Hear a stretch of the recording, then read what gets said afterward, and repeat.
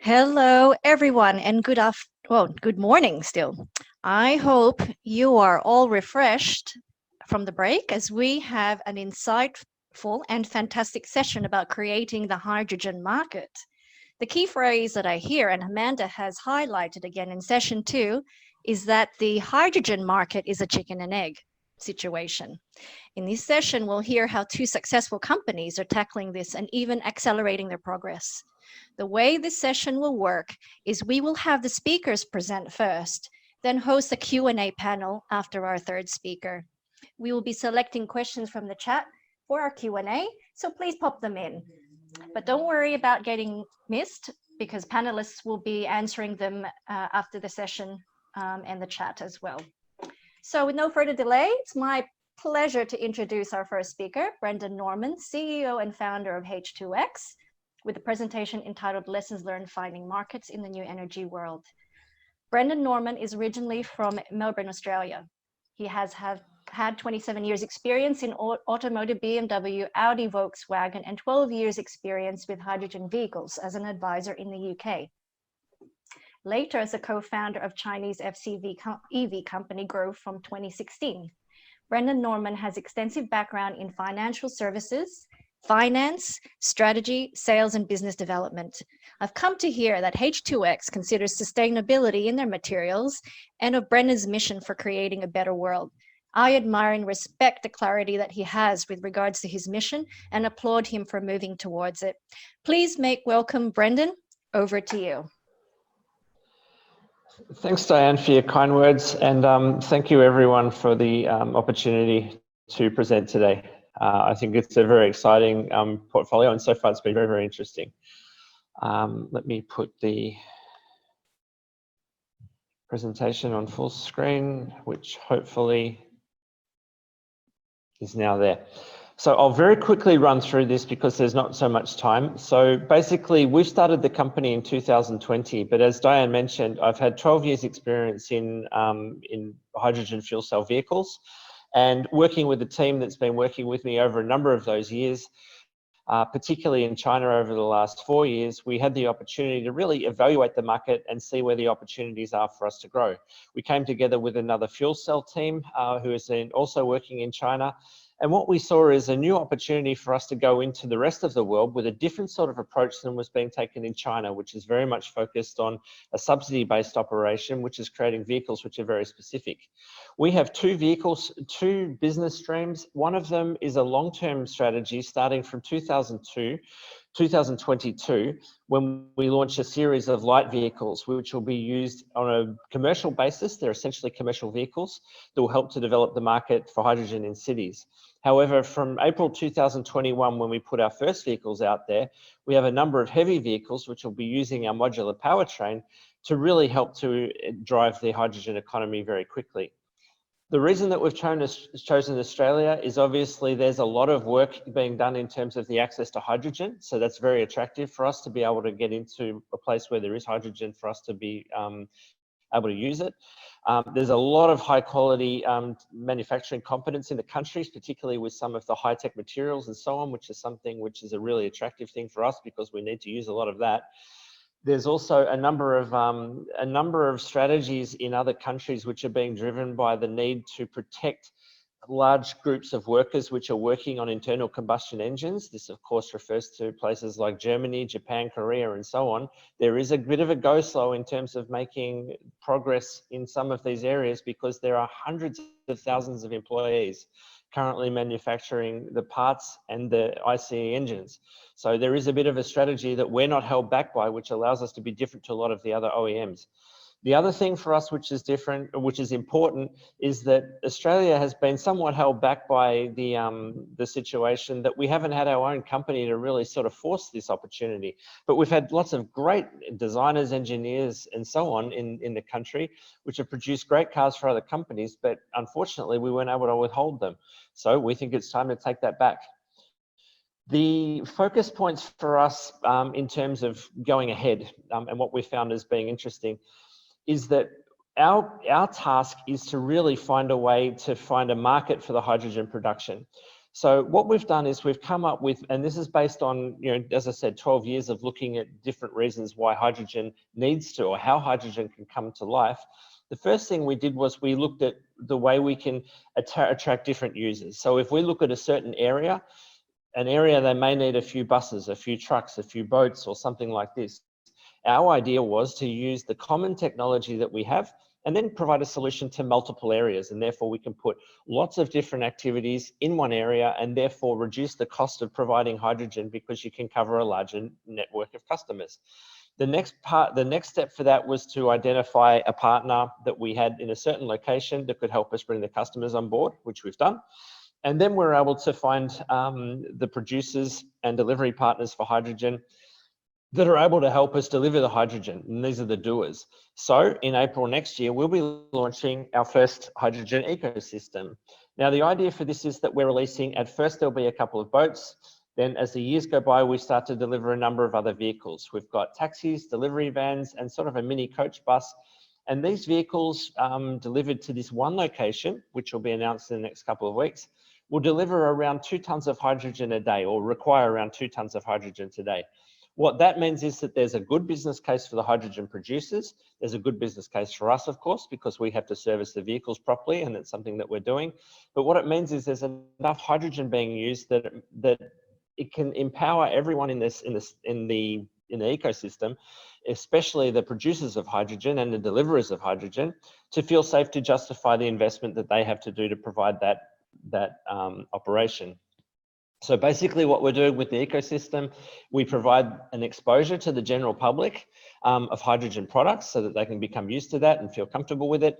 We're providing obviously clean operations to this one area where we're starting with. We've also done a long-term approach to the cost perspective. So we've got a 10-year focus in terms of how we've put this together.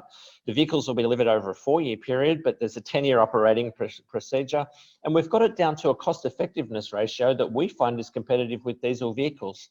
And that's the most important thing. And it's important that we look at that long-term perspective rather than taking these short-term sort of proof of concept views. Otherwise, it's not going to work because, of course, the initial costs and the costs at the moment are a little bit high. But this does drag out over time and become quite cost-effective. The other thing is, of course, that we provide access for the business case of the partners producing hydrogen by putting all the volume together. The next thing that I just wanted to point out about what we've had is to be unique. Obviously, Nikola has stolen a lot of the noise by making the truck business very famous. But that's something that we've decided to go in a different way. There are still some concerns in terms of the distance that the trucks can travel, especially using gaseous hydrogen. But what's more important for us is we identified a number of years ago that there's a market for taxis, delivery vans, and inner city vehicles. The reason is simple. If you've got 100 vehicles in your fleet and you have to charge them all, there is no shift activity which is consistent with being able to charge hundreds of vehicles at once in an electric format. Therefore, these cities like in Europe and so on, where you're closing down the cities to petrol vehicles, they will not have access to taxis and they will not have access to delivery vans. So this is where we decided to focus on to develop a city structure. And there's a number of other products that we've got coming as well, including generator units and other units, which we'll be very quickly putting into the market. But the idea for us is to really work on cities. So we've got the delivery van, which also doubles as a coach. We've got a taxi, which is optimized for hydrogen operation. This is from 2023. From 2023, also we'll have a pickup. These vehicles are all on one platform. They're very simple in the way that we're able to put them together. So we are able to have multiple vehicles on the one platform, which does make life easy for us.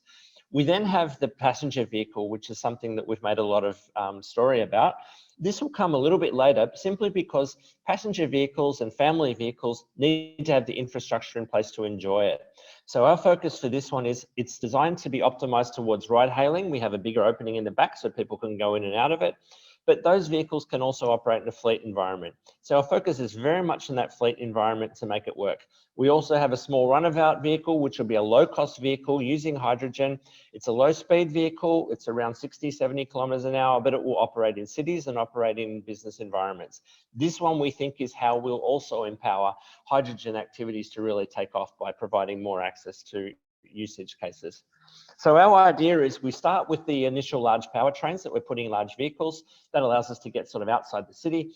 The delivery vans allows us to come in around the airports, the ports, the industrial zones where the delivery vans are. By 2023, we have the taxis that we get a little bit closer into the city. And by 2024, 2025, we come with the passenger vehicles.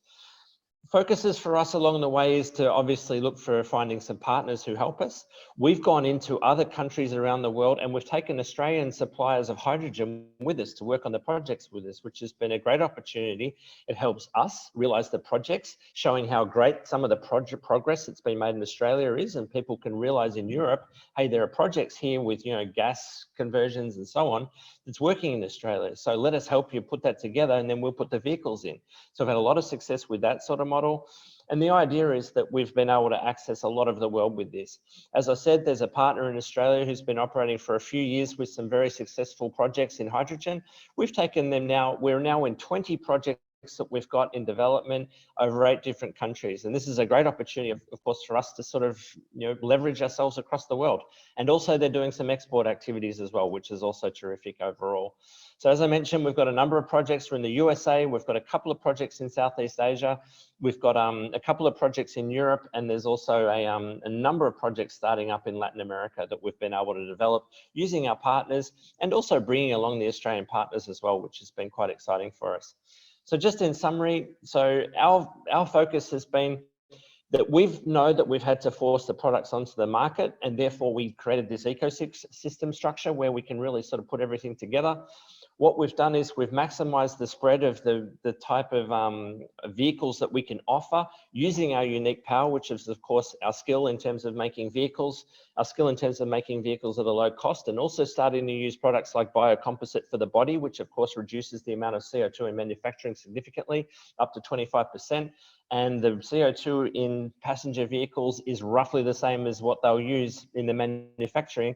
The CO2 in manufacturing is roughly the same as what they'll use in 10 years on the road. So this is very important that we're focusing on this as well. And we've also then focused on the partners and allowed ourselves to be geographically quite flexible. So I hope that that was useful and quick enough to stay within the time frame.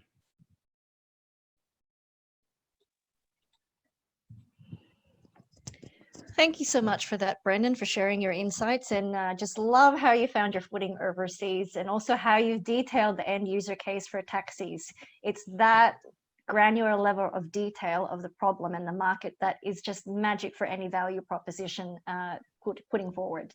So for the audience, please keep those questions coming in the chat for Brendan for the Q&A panel. So next, I want to give an introduction for our next speaker, Andrew Clennett, co-founder and CEO of Hinson Energy Limited, with a presentation entitled Accelerating Green Hydrogen Commerciality. Andrew is an experienced energy executive with strong organizational development skills and a track record of delivery on new business transition and growth. He's over 25 years of broad international experience in a range of senior leadership, management, commercial, and technical roles at multinational energy companies. As CEO of Hinson Energy, he has worked to bring the hydrogen opportunity to the forefront in the energy transition in New Zealand, bridging new energy models with the existing incumbent industries and building partnerships across sectors. I first met Andrew at a Stellar recruitment event where he gave a talk, and I was really impressed with his knowledge of the market and his customers in granular detail. I'm looking forward to his talk, which I'm sure will be full of golden nuggets. Please make welcome Andrew. Over to you now, Andrew. Thanks so much, Diane, and I'll hopefully pull up my screen here, and we can get going on the presentation. Hopefully that's all coming through. Get into slideshow mode. But no, thanks very much, and I'll just go into sharing that. Hopefully that's coming through.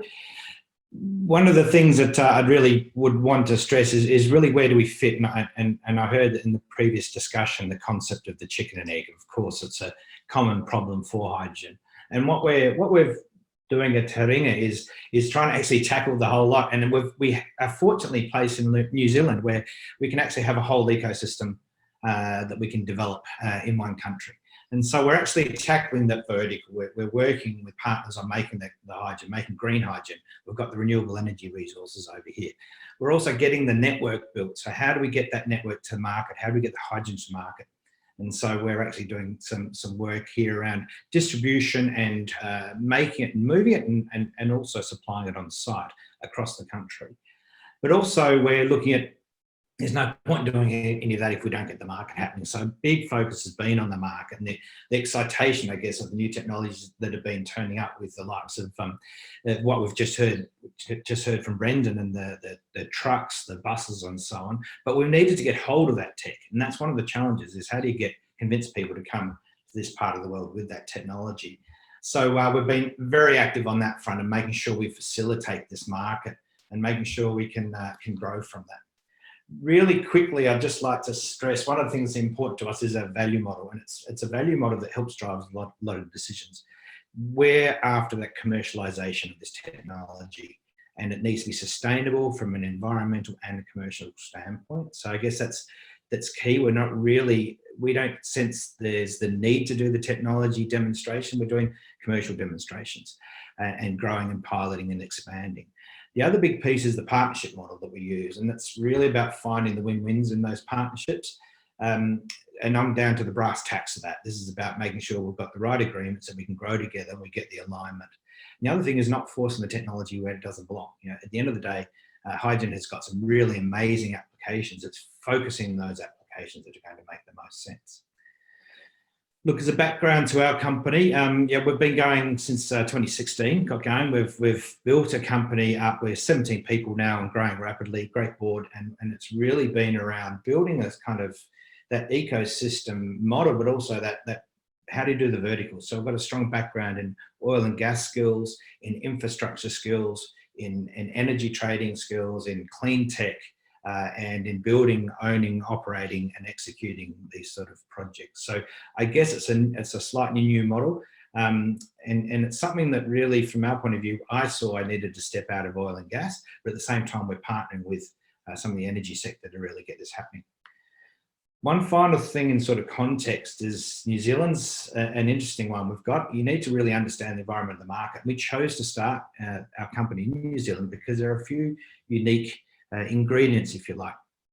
So first of all, really strong alignment between the government and companies and regions and people in the community. So that we're really leveraging that. We've got an amazing resource in the country. We've got amazing renewable energy.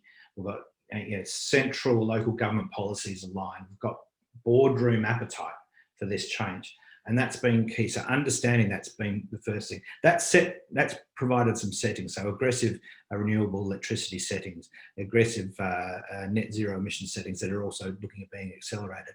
So in that context, we got going, I said back in 2016, but we were working hard on how can we leverage this environment in New Zealand to really unlock that commerciality in the markets. So we're operating the largest green hydrogen project here. We're in a joint venture with an ammonia producer. We're the operating partner, and that's really getting some great early stage hydrogen production, some scale.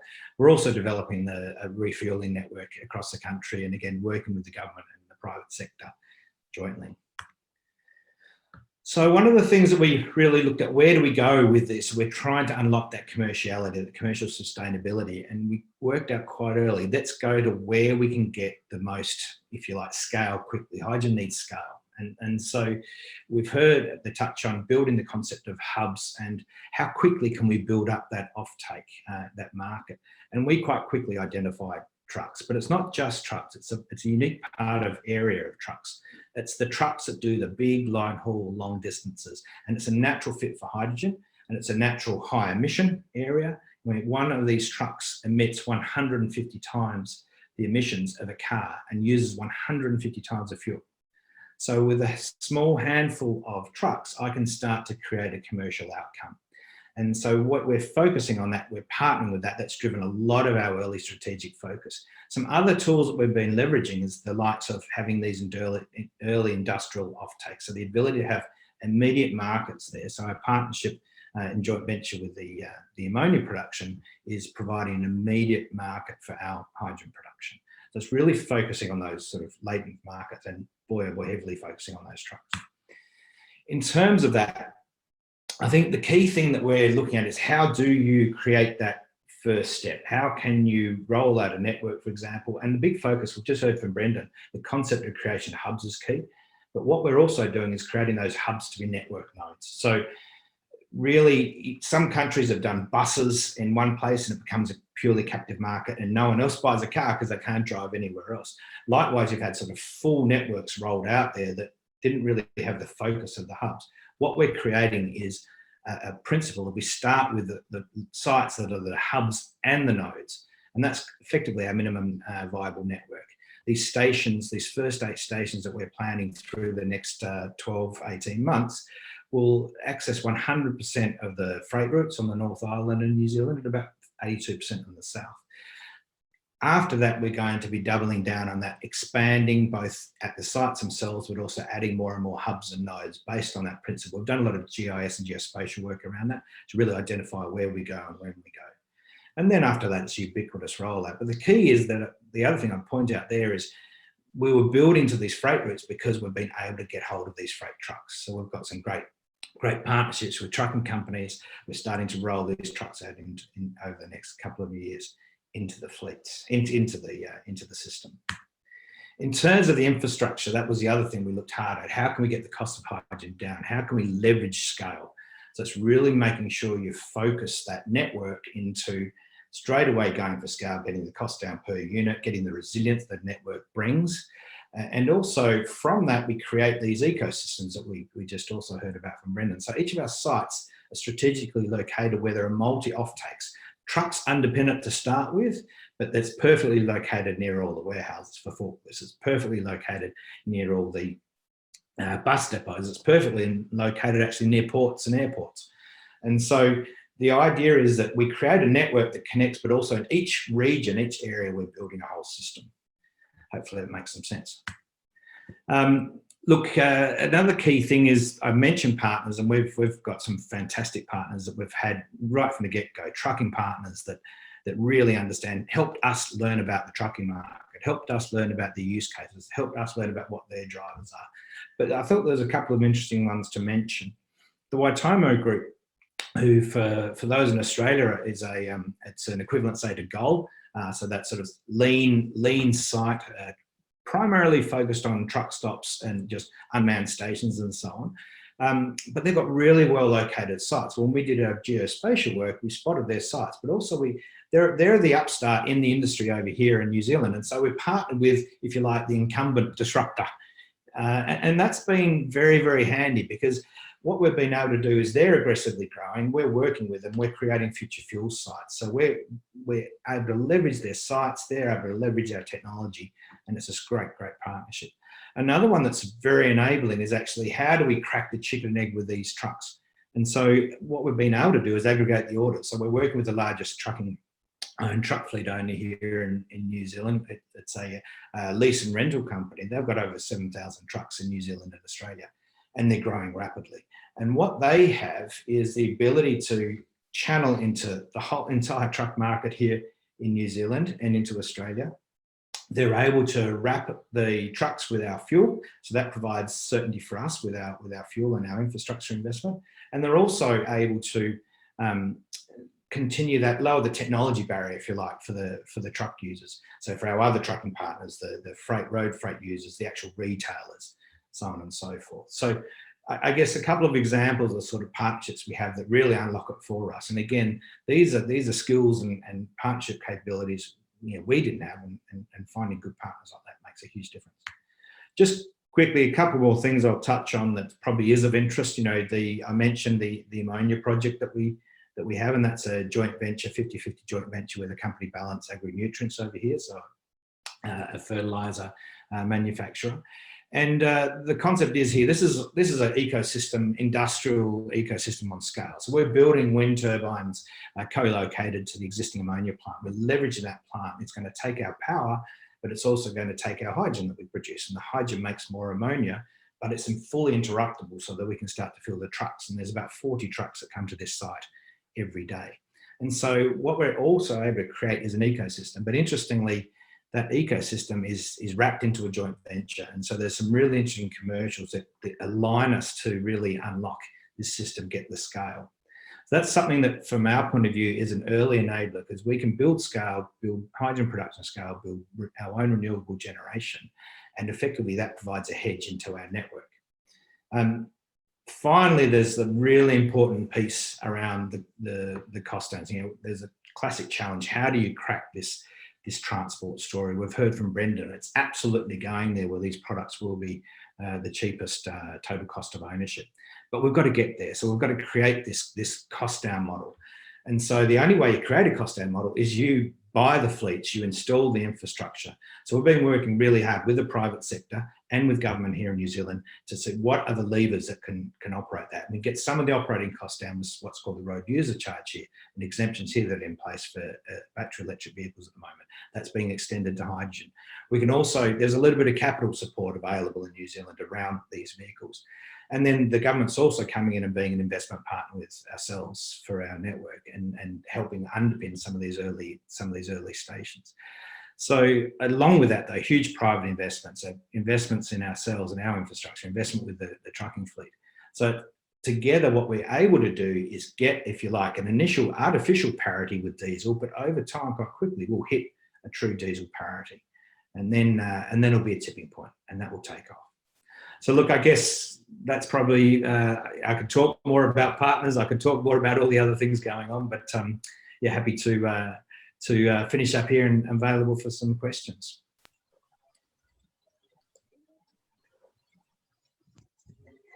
Thanks for that great talk, Andrew. And as a fellow startup, I can really appreciate the mammoth effort you've done to get to where you are. So it's no surprise to see your progress accelerating. So just a gentle reminder, everyone, to keep those Q&A questions coming into the chat.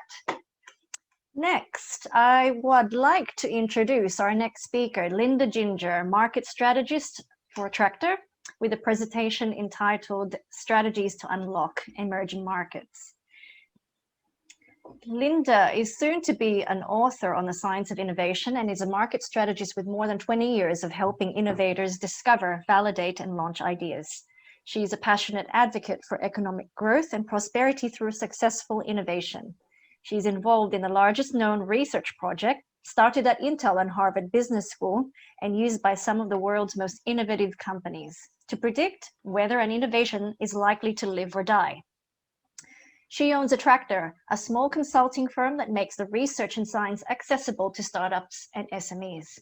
She's also a non-executive board director of UniQuest, the University of Queensland's Innovation and Commercialization Unit, and an advisory board member of data science firm, growth science and technology startup Tandem. I met Linda through one of my colleagues via H2Q and was awed by her knowledge of market disruption and targeting.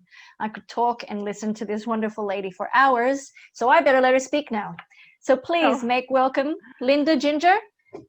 Over to you.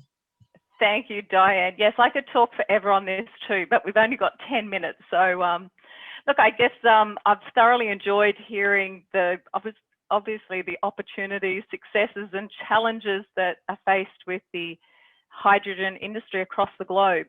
And it's in a very incumbent market, which is sort of central to what I'm going to be sharing with you today. As Diane mentioned, I've been involved in this big research project that's been going now and being applied in the real world for more than 14 years.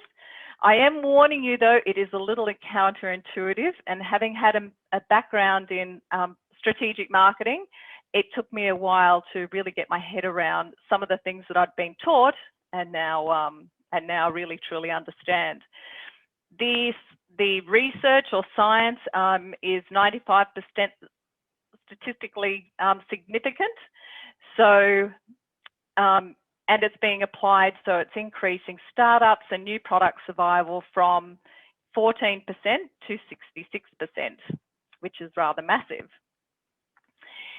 So I guess where I want to start, as you could well imagine, with having 14 years out in the marketplace, there is a lot of data available, probably more data available than what we'd previously had, to really understand why innovations fail. And there's probably been some agreement as to 3 key areas, and that is around internal risk, external risk, such as the market, and then obviously technology risk. it hasn't been until this data that I'm talking about that started at Intel and Harvard Business School has been available that we really know where the focus has to be to actually increase the odds of innovation survival, which any Google search, if you want to have a look, because I was surprised as well, even with my background in helping launch ideas, is that most startups fail at 90–95% of the time, and also new products have a failure rate of more than 85%. So knowing that the focus is really 77% is actually from the market, and what I mean by the market here is competitors. You will all know that you're in a very incumbent market, a carbon market, and how you forge and go forward will be critical to your success. But just know, the first outtake is to know that most of the risk is actually in the market risk, not about that you haven't got the best team on your startup, or that you're not putting more than 24 hours a day into it. It really comes down to the market, which is valuable information to know. You can't apply anything about this particular number, but it does get researchers excited. So researchers now know where to focus to find the cause.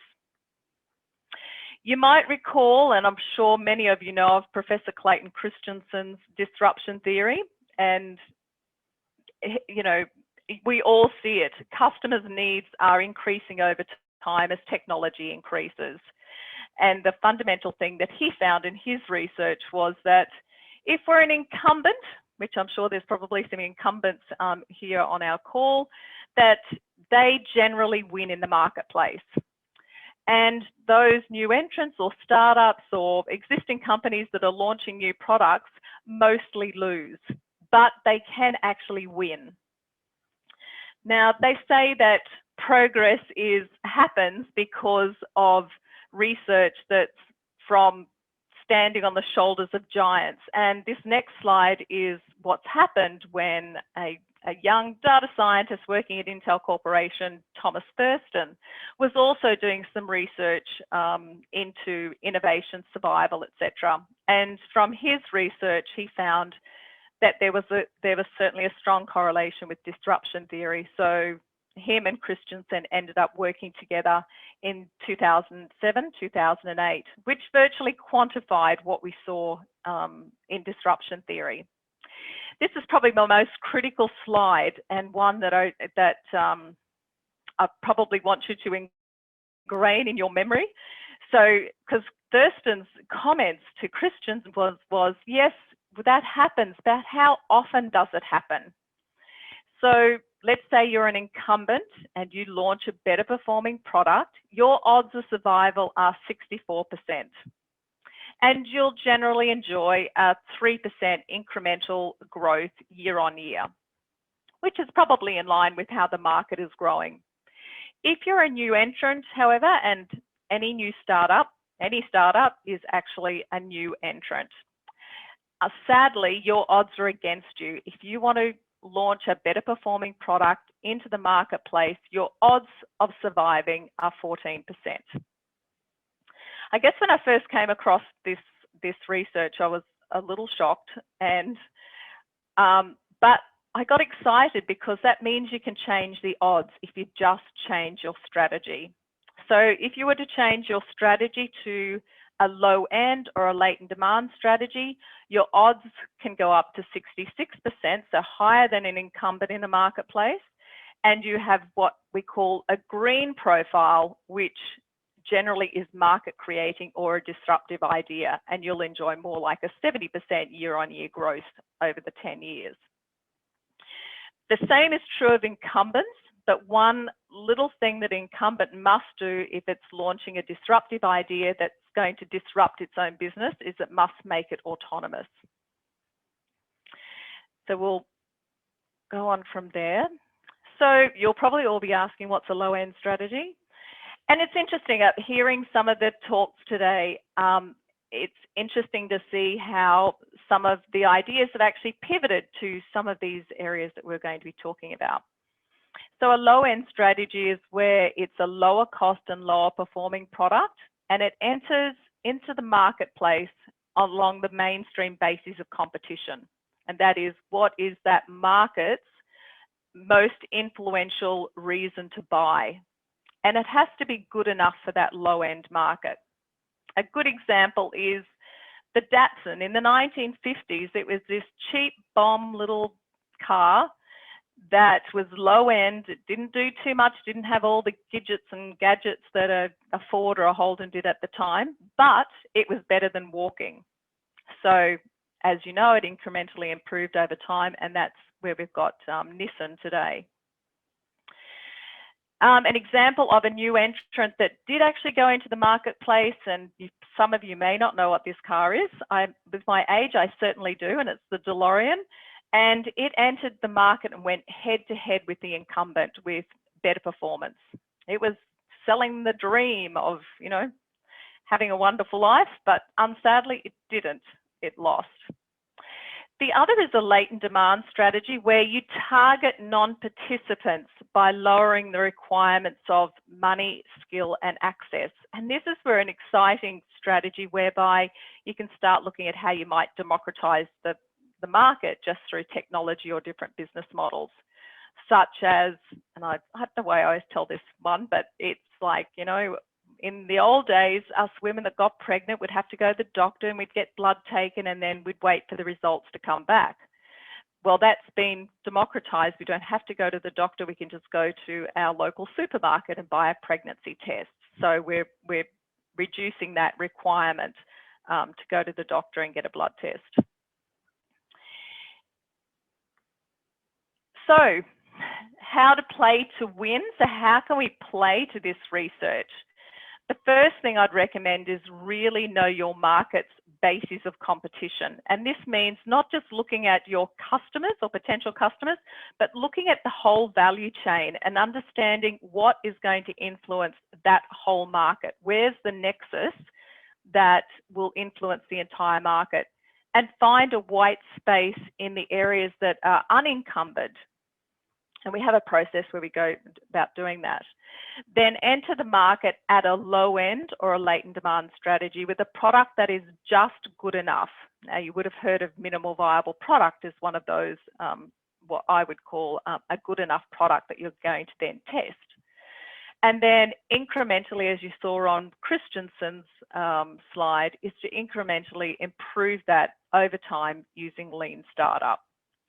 So that's my strategies for increasing your success rate from 14 to 66%. Thank you, Diane.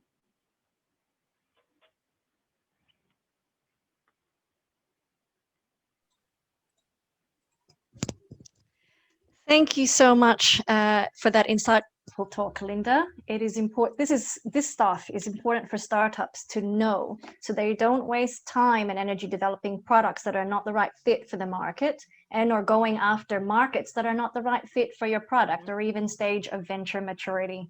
So our panelists have done well, and we are quite early, which means that we've got more time for Q&A. And now we'll roll over to the panel Q&A.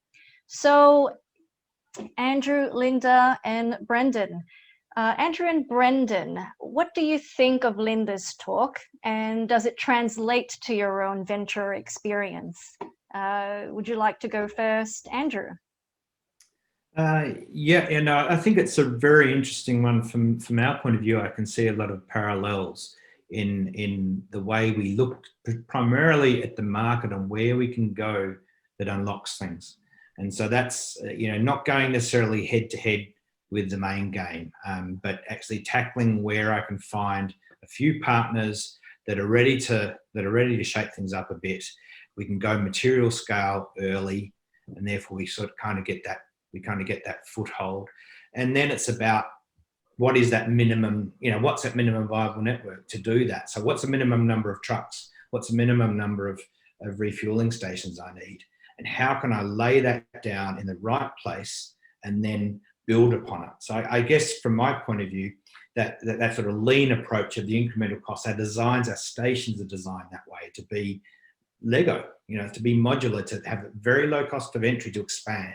But it's actually quite a stickiness because there's quite a moat between our network and someone coming and trying to compete once we've established that that minimum viable network and build upon that. So to me, I certainly see from that point of view, that approach I'm finding quite encouraging, I guess, because that is kind of the way we've tackled it, and that's definitely where we've seen the traction. Thanks, Andrew. And what about yourself, Brendan?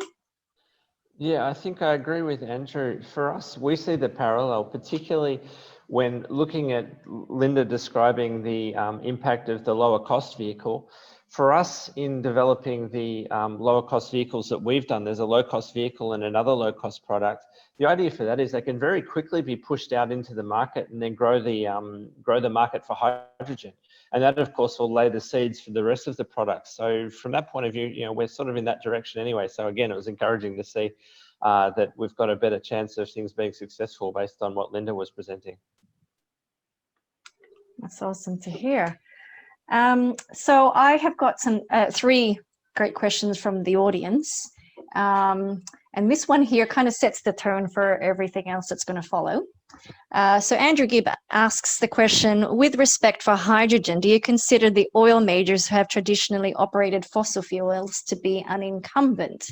And even us panelists in the rehearsal were talking about this, that yeah, it is, the hydrogen industry is going to disrupt and or transition and or probably have a fit in the oil and gas industry, but I'll let you guys answer this one. Who'd you like to go first? Oh, Diane? Yeah, me first. Yeah, well, Yep, definitely Linda? that. Yeah, definitely they are the incumbent.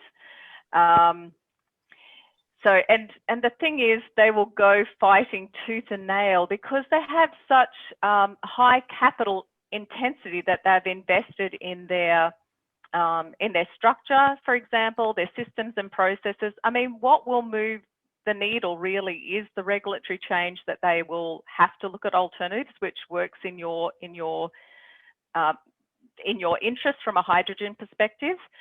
But don't forget other markets that besides just, you know, oil and gas, for example, that they're incumbent, and look for niche markets. I think my biggest learning was that sometimes we think the easiest thing to do is to go to the biggest incumbent and sell our wares to, when in actual fact they are the ones that have got far too much infrastructure, they've got the market power, and there's no way they want to change. But there's usually second or third tier players in the market that are more open because they want to be more competitive. So choosing the right partners is really critical. And I would also say, don't look at the total market. Look at niche markets that might be in the bigger market that you can start playing in that might have less competition. For example, this is not one related to your industry, but a company felt like they belonged to the packaging industry, when in actual fact, the opportunity was in bags and sacks within the agricultural industry. And they were more like second and third tier people playing in that market. So sometimes the greater opportunity is to find that niche that's emerging or is underserved. thank you, Linda. What are your thoughts on this one, Andrew? Yeah, I think it's a very, very good point, and it's something that we've certainly, when we've looked at the partnerships and some of the early partnerships we sought, we're maybe going for the big folks, and we realised quite early on that just the incumbency in many ways, even in the if you like the partnering sectors that we're working with, the big dairy industries, the big user industries, there were a lot that weren't really inspired to change. But we found those partners that really were, and we're really going to go out and chase those sectors. I think one of the really interesting things is, you know, truck stops aren't sexy. You know, we're not going to the big shiny hydrogen station in the middle of the city. We're going to the boring, dusty industrial park, you know, and we're just going to be putting some equipment on an existing truck stop. It's not sexy, but boy, oh boy, it's if you like, it's an economic play, and it's a way to get that first piece in. The other thing that we certainly see, I guess, is that disconnect, as I was saying before, of the, you we are able to offer with our partner, the partners that really get interested in the end users, the ones that they are now maybe not going to have to be incumbent to the cost of imported diesel into the country. So the story of not having to go to the doctor anymore, being able to actually have some say in the cost of your fuel, which is a big part of both their business and their sector emissions. So yeah, I think it's some really good parallels. Interesting. Wonderful, Andrew. And what about you, Brendan? Yeah, I look at it from a different angle. I think that one of the most exciting stories that we've got is that when Henry Ford created a vehicle in 1941 that ran on a biofuel and actually had a biocomposite body, he was pushed out of his own company by the oil and steel lobbies, who obviously took offence at it. So in the past, there's been a fear of the petrol industry, I would say, to some extent. But I think, you look at the behaviour of these companies recently, and they're definitely coming around to the fact that there are new and clean oils, and they seem to be, from my perspective, participating to a large extent. So it's an interesting time.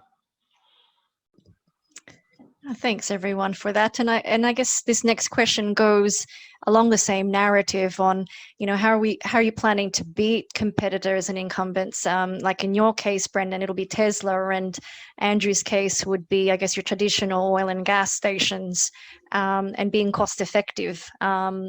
Is there a really good compelling business case for hydrogen in that sense? I think from a product perspective, Diane, we've got a very different product scope to what Tesla has. So, we've identified that our benefit is going to be in that commercial vehicle activity where the vehicle comes and goes from one location and where people have to rely on it for a commercial purpose. They've got to keep those vehicles on the road as long as possible and, make the most of the time that's available as possible. So, the idea of having to charge the vehicles is difficult with our vehicles and so on. But at the same time, being able to charge your vehicle at home and then drive that to work every day and let it sit at work charging and so on, the electric vehicle's got its place in more the passenger car market. So we see very much a coexistence there. The other thing, as far as the cost perspective is concerned, it's all about volume. At the moment, you've got Hyundai making 7,000 fuel cell vehicles, Toyota do 5,000, Ballard's something over 1,000, and then everyone else is a couple of hundred. So no one's really making huge volumes of these things at the moment. So it's essential for us to grow the market, and volume will bring the cost down. So that's how it will work from our perspective. Thanks, Brendan. And Andrew, what do you think? How does this apply to your context? Yeah, I think there are actually some real parallels, and I think I certainly would hopefully folks can hear me coming through, Diane. I'm not sure if I'm coming through, but hopefully folks could really can see there's some real parallels with even what Brendan's saying. The Teslas are having a crack in this end of the market, but our competition is diesel at the end of the day. And we know that the use of a truck, the commerciality, again, Brendan pointed out, uptime on a truck is vital and crucial. Uptime and range on that truck is vital and useful. Payload on the truck is useful. So you've got these things you need to, as a minimum, ultimately compete with that diesel. But there are some other drivers at play here. That means diesel prices going one way and hydrogen prices going the other. And at the end of the day, I know where the Stone Age didn't end because of a lack of stones. It's because the market shifted, and that market shift is happening very, very rapidly. And the cost downs on green hydrogen production are astounding. And what we're able to do straight away by going to scale, we're immediately getting the cost down. We're probably a quarter the cost of the stations that were being considered maybe 2-3 years ago. And the cost of hydrogen production is also coming down dramatically. So there's a flow our way, and we'll only get stronger as we create this footprint, as we create that, if like that minimum network and double down on that. We'll create a competitive advantage for ourselves and our partners that it will actually be very hard to compete with. Don't get me wrong, if the incumbents choose to come, this is a massive market we're talking about, and that's a great outcome because we're going to decarbonise this planet. Wonderful. Can I make one comment there, Diane? So can I make one comment there? Yep. And it's a really good comment you made about knowing who your market is. So, you're going after the diesel market, the commercial market, for example. If you look at a market like a system, and what I mentioned before about knowing all the value chain, but also know what's happening in that market. So obviously Europe or the UK, I know for sure, is getting rid of diesel by then. Having all these leverage points actually just gives you access to the market, and that's why you choose the market that you do. So I think that's fantastic what guys have just said, is in that they are getting very, very narrow in knowing exactly where their market is and what those leverage points are that can help them get into an emerging market. Thanks, Linda. We'll take one more from the audience here. So Renata's asking, could you achieve the uptake of freight vehicles without government support for adoption? And I think she means the Australian context here. Because obviously, like Brendan, where you are, you've had your footing overseas because there were the right market signals there. New Zealand certainly has the right market signals, but here it's a little bit of a challenge. We're not quite there yet. So how is there any insights on how you plan to do this? There's definitely a cost issue for the next 2 or 3 years or so as the volume builds. So from 2022, 2023, there'll be some challenges there, and it's really looking for the early adapters. But what we've done is, in terms of the market where we're focusing, we're starting with the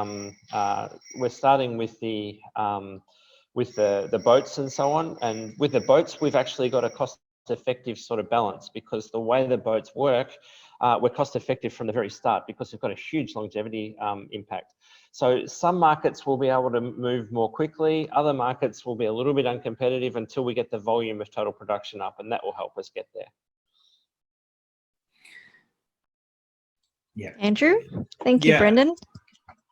Very much. Look, I think the key is there is still this cost issue, as Brendan's saying, for these next near term. It's where there are mechanisms in there. The issue will be some areas you can run a long run lease model, super long lease models. But the problem is the cost downs and the life cycle of a vehicle don't suit that at the moment. So you actually do need to assist these vehicles. And look, at the end of the day, one of the proposed mechanisms that we're speaking with the government in New Zealand about is, if our technology gets that rebate and gets that assistance, when you've hit the tipping point, this is now one of the dominant technologies, you can put a levy on that technology that pays back what it got to start with. So at the end of the day, we need to think long term with any carbon shift, because quite simply, the diesel industry is not paid its dues on the planet.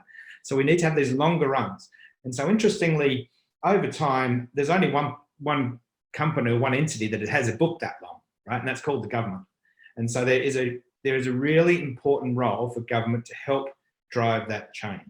Now, there's different mechanisms across the world, but it is something that the government needs to step up on. But at the same time, the private sector needs to be transparent, take a real haircut. You know, we can't get the windfall returns we'd all love to start with. We all need to get ourselves to cross that bridge, and then these returns can come as we grow rapidly with these accelerations once it's that tipping point's hit.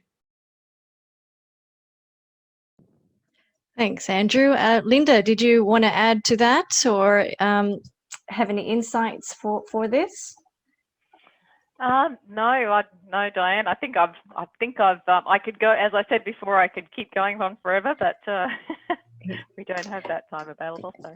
Yeah, no, that's all good. I will close with one last question though. So as a startup, if I'm a little startup approaching the big end of town, and I know, Brendan, you've done it, same with you, Andrew.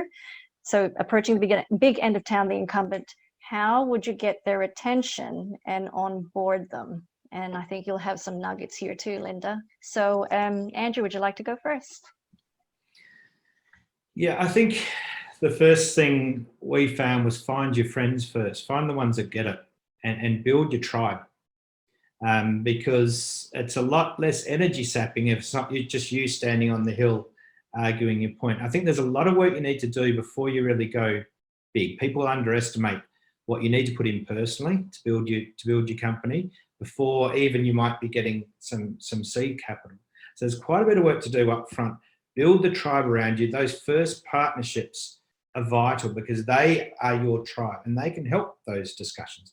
And they can be strategic. They might be that it's a partnership that's a partner with one of the big incumbents, or is a channel into that incumbent.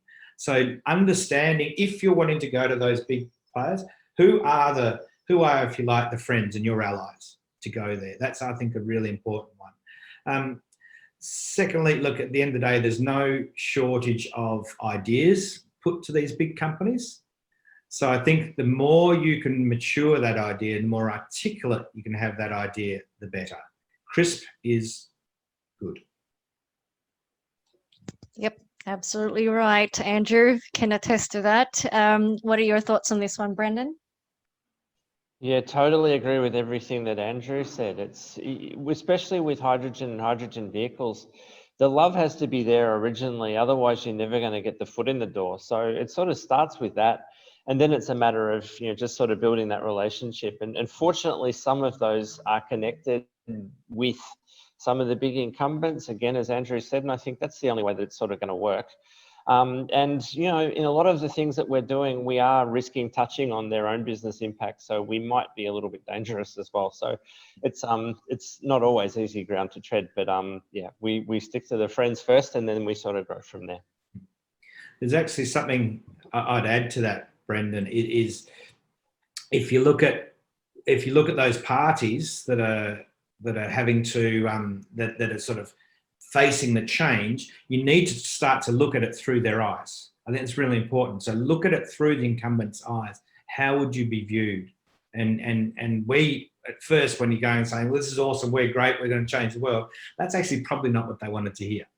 How are you going to help them address their scope 2 and 3 emissions? How are you going to help them look good? How are you going to help them build a new resilient business model?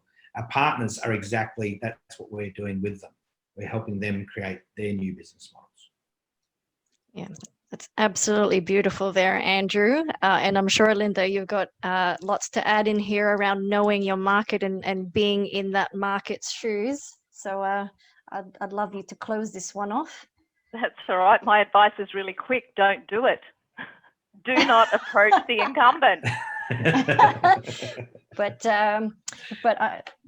I guess around like just on Andrew's point about like thinking in their shoes as well. They will think that they're superior and they do not need you. Seriously, yeah. It is that is what an incumbent. They're hard to see. So I'll give you this example. So we saw a fintech startup in Sydney this one time, and he has a great product, but he was trying to get into the tier 1 banks, had been trying for 2 years. And we just said, look, if you switched your strategy and looked at who wants to be tier 1, who is hungry to actually compete with the tier 1, who, you know the domain really well, who is those 2nd and 3rd tier that you can actually knock on their door and have something that they'll be excited about. Because the big guys, they just haven't got enough time. They're too busy doing their stuff. Now, you know, there is a margin of error, but I seriously would not go to an incumbent. As in, yeah, I would look at who might be 2nd and 3rd tier. You want the incumbent at the end of the day to come to you. So if you create these amazing stuff down here, they'll come knocking on your door, not the other way around. I can Words of wisdom as I part. Yeah, I can totally attest to that, Linda. We've had exactly that happen. Butting heads with the bigs, went in with the disruptors, and now the bigs are coming to us. Yeah, that's right. Do not waste your time. Find who might be their competitors and help them win against them. It's beautiful. It's like creating a little bit of FOMO, and once you start growing, it's like, oh, what's over there? Can I have some of that? It's just classic. You're building loyalty and mass that they can't help but actually ask you to come and solve their problems too. That's the strategy. Fantastic. What a way to wrap it up. So that's it for our time on this panel, and we hope you all enjoyed the session and gained some wonderful insights from that to apply to your own startup. Don't forget, though, that the panelists will be on the chat to answer any questions you have, so keep them coming. Would love to thank all of the panelists on this session today. and we'll have to roll on to the next one. So thank you, Linda, Brendan, and Andrew.